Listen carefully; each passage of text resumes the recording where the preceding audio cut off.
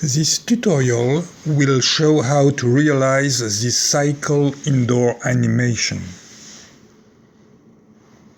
The camera origin point does not move, allowing to use a panoramic image.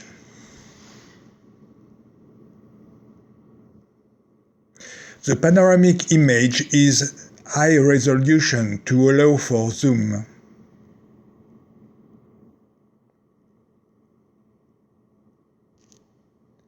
The panoramic camera points downwards, so image artifact will be above the head. Using a Lightmap allows to render with no diffuse bounces.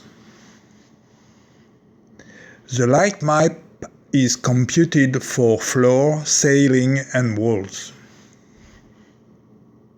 The Lightmap was computed with 6 diffuse bounces, 100 samples and then denoised. This override group node handles the Lightmap.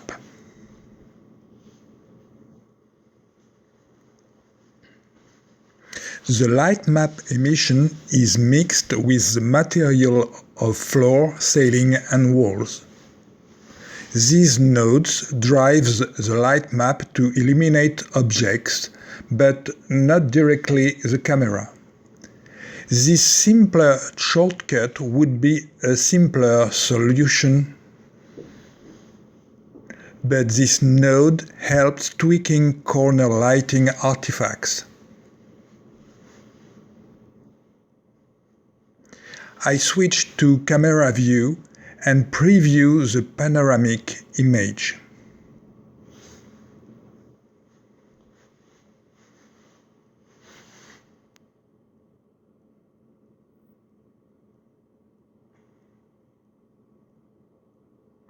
The real full-size render of the panoramic image takes 20 minutes on my GTX 980.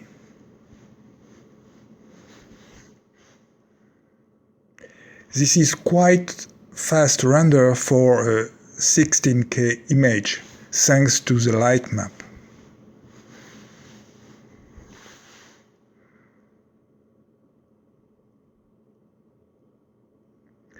I use a new scene for the animation render with the moving character and a few objects for shadow catching.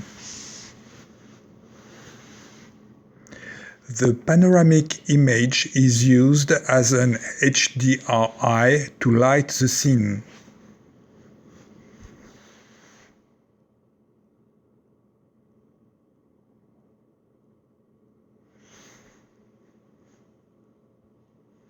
At this point, the scene is ready to render.